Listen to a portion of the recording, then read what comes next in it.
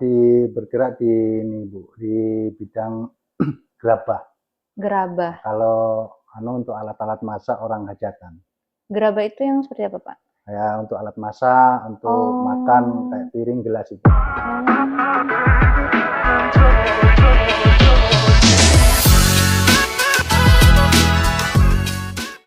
Halo Sobat Adiaksa dan sahabat kampung, tugas jaksa itu bukan hanya sebagai penuntut umum atau penyidik aja ya.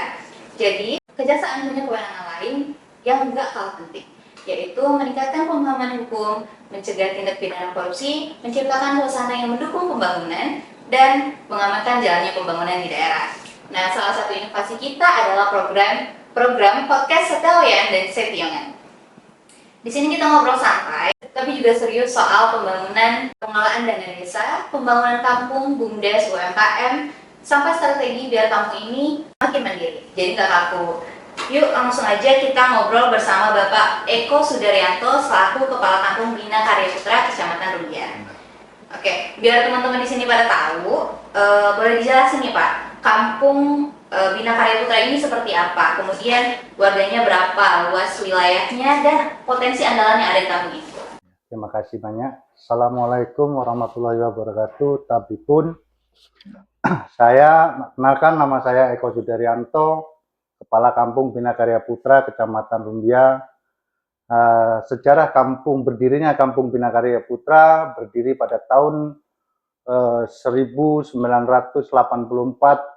bulan Maret tanggal 7, di mana kampung ini tepat geografisnya sebelah timur berbatasan dengan Rantau Jaya Baru, sebelah selatan berbatasan dengan Kecamatan Putra Rumbia, sebelah barat berbatasan dengan Restu Baru, dan untuk sebelah utara berbatasan dengan Restu Buana.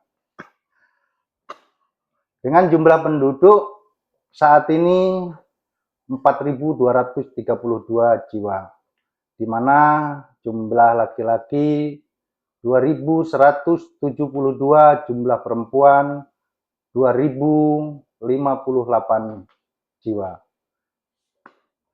Luas wilayah Kampung Bina Karya Putra 1.500 hektar, dengan jumlah KK 1.381.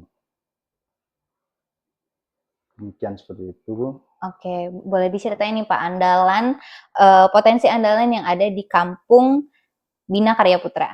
Andalan dari semenjak saya lahir dan berdirinya Kampung Bina Karya Putra yaitu pertanian, terutama pertanian singkong dan jagung, juga peternakan.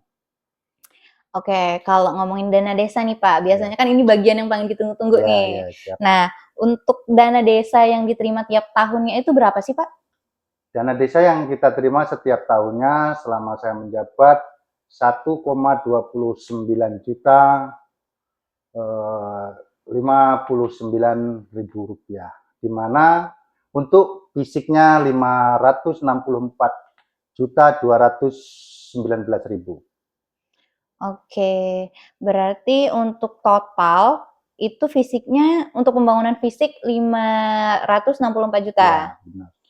Oke, masyarakat udah tahu belum kalau dana desa itu bukan hanya untuk pembangunan fisik aja nih Pak, tapi kan ada pos lain kayak pemberdayaan, sosial, kemudian untuk ketahanan pangan. Biasanya Bapak ngejelasinnya gimana Pak, biar warga itu paham? Kita menjelasinya dengan cara terutama kita sosialisasikan ke aparatur kampung untuk menjelaskan di waktu ada momen-momen waktu dalam arti berkumpul, karena mayoritas masyarakat Bina Karya Putra itu mayoritas umat Islam, jadi di saat waktu tahlilan itu yang bisa diceritakan, atau mungkin yang tidak jelas saya suruh untuk hadir di kampung untuk kita jelaskan secara apa adanya. Berarti transparan ya. Transparannya. Oke, kalau misalkan kita ngebahas jalan rusak nih Pak, kan nggak jarang ya Pak kita ketemu setiap jalan ada jalan rusak. Nah, status jalan rusak ini punya kampung atau punya kabupaten atau punya provinsi Pak? Dua-duanya. Dua-duanya. Nah, dua-duanya ada yang untuk kampung karena kita untuk pembangunan dana desa juga belum mengcover semua, dan juga untuk jalan kabupaten saya kira lebih dari 50% masih kita usahakan untuk kerjasamanya untuk membangun. Oke, untuk di Bina Karya Putra jalannya itu termasuk banyak yang rusak atau enggak, Pak? Seperti yang saya bilang tadi, Mbak. Masih Jadi 50%. masih 50% untuk Oh. bisa diperhatikan. Oke, berarti ini statusnya sebagai jalan kabupaten atau jalan provinsi ya, Pak? Ya, jalan Nah, kabupaten. Kalau jalan untuk kabupaten. jalan provinsinya kita tidak dilalui. Oh, Ya, jadi ada harapan nggak sih Pak untuk Bapak kepada pemerintah kabupaten agar segera memperbaiki jalan yang rusak ini? sangat-sangat berharap.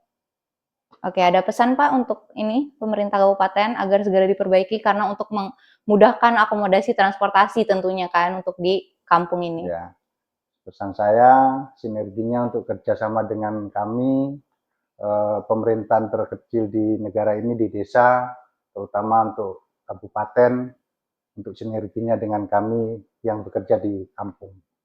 Oke, ya kita doakan Ya, bersama-sama agar jalan ini segera diperbaiki ya siap, Pak. siap. Kemudian kita berbicara tentang BUMDes. BUMDes ini kan kita kenal sebagai mesin ekonominya kampung. Ya, Nah, kalau untuk di kampung Bina Karya Putra itu BUMDesnya udah jalan berapa lama Pak? masih 1 tahun ini. Oh, masih 1 tahun, masih terhitung muda ya berarti. Ya, Untuk dana yang digelontorin itu kira-kira udah berapa Pak? sekitar 105 juta. Masih butuh suntikan? Kita lihat perkembangannya nanti. Untuk BUMDes itu usahanya di bagian apa Pak? Kita bergerak di ini Bu, di bidang gerabah. Gerabah. Kalau untuk alat-alat masak orang hajatan. Gerabah itu yang seperti apa Pak? Ya, untuk alat masak, untuk makan kayak piring, gelas itu. Oh, nggak dibawa contohnya ya Pak ya? Ya, Nah, kondisinya udah gimana nih Pak kalau di kampung Bapak? Apakah sudah balik modal atau belum?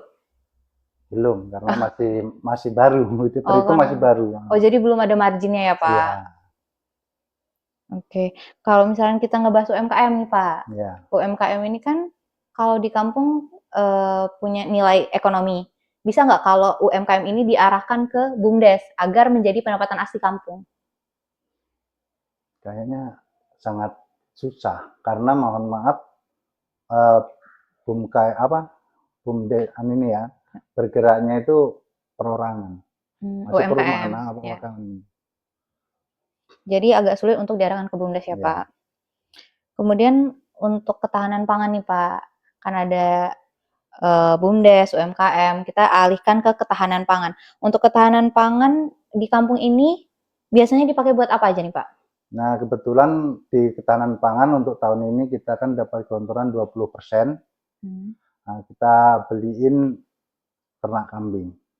Oh, peternakan kambing. Ada yang lain nggak Pak? Dari sektor pertanian misalnya? Sementara kambing semua. Oh, berarti hanya peternakan kambing ya Pak? Kemudian kita tahu kalau zaman sekarang itu serba digitalisasi nih Pak. Ya. Sekarang kan semua serba digital. Ada aplikasi Jaga Desa. Betul. Nah, di kampung ini datanya sudah diinput secara rutin belum Pak di aplikasi Jaga Desa? Ataukah dari Bapak sendiri ada kendala dalam penginputan atau pengisian aplikasi Jaga Desa ini? Kendalanya di faktor sejenis sinyal, itu susah untuk dimasukkan. Ada kendala lain nggak Pak? Saya kira tidak ada. Tidak ada. Untuk penginputannya sudah rutin berarti ya Pak? Iya. Tapi terkendala oleh sinyal. Iya. Kemudian untuk Koperasi Merah Putih nih Pak, sering dibicarain juga. Kalau di sini gimana kondisinya Pak? Sementara Koperasi Merah Putih tempat kita sudah terbentuk dari keanggotaannya sampai ke pengurusannya, bahkan badan hukumnya. Oh, berarti sudah berjalan ya Pak kegiatannya? Kegiatannya berjalan, cuman untuk anunya kan belum di. Oh, berarti belum ditentukan fokus usahanya ke bidang apa gitu ya Pak? Oke, terakhir nih Pak, strategi Bapak biar kampung ini bisa mandiri, jadi nggak bergantung sama bantuan pemerintah nih Pak. Kalau boleh bocoran, usaha atau bisnis apa yang paling realistis dikembangkan di sini buat jadi sumber pendapatan kampung? Saya kira yaitu singkong sama jagung. Oh, singkong sama jagung. Oke. Wah, seru banget obrolan kita siang hari ini. Dari cerita kepala kampung, kita bisa tahu bahwa pengelolaan dana desa itu bukan hal yang sederhana. Ada pembangunan fisik, ada BUMDes, ada UMKM, ada ketahanan pangan, bahkan digitalisasi lewat aplikasi Jaga Desa. Semua itu butuh keterbukaan dan kerjasama. Podcast Setawayan dan Setiongan ini hadir sebagai dialog transparan yang bertujuan agar masyarakat tahu, mengawasi, dan ikut serta. Karena dengan transparansi, kita dapat mencegah penyimpangan dan tindak pidana korupsi sejak awal. Dan ingat, kejaksaan gak cuma berbicara di atas meja. Kita akan turun langsung ke lapangan, mengecek kondisi kampung, berbicara dengan warga, bahkan keliling ke OPD, organisasi masyarakat, LSM, dan komunitas. Kita akan mengecek langsung perannya masing-masing dalam membangun Lampung Tengah. Mari sama-sama kita berkolaborasi, gotong royong, dan menjaga integritas supaya kampung semakin maju dan Lampung Tengah menjadi daerah yang makin mandiri dan kuat. Sampai ketemu lagi di episode berikutnya. Tetap semangat, tetap transparan, dan jangan lupa bahagia. Sekian pertanyaan sesi tanya jawab bersama Bapak Eko Sudaryanto. Kami akhiri wabillahi taufiq wal hidayah. Wassalamualaikum warahmatullahi wabarakatuh. Waalaikumsalam warahmatullahi Makasih ya Pak ya. wabarakatuh. Ya, sama-sama.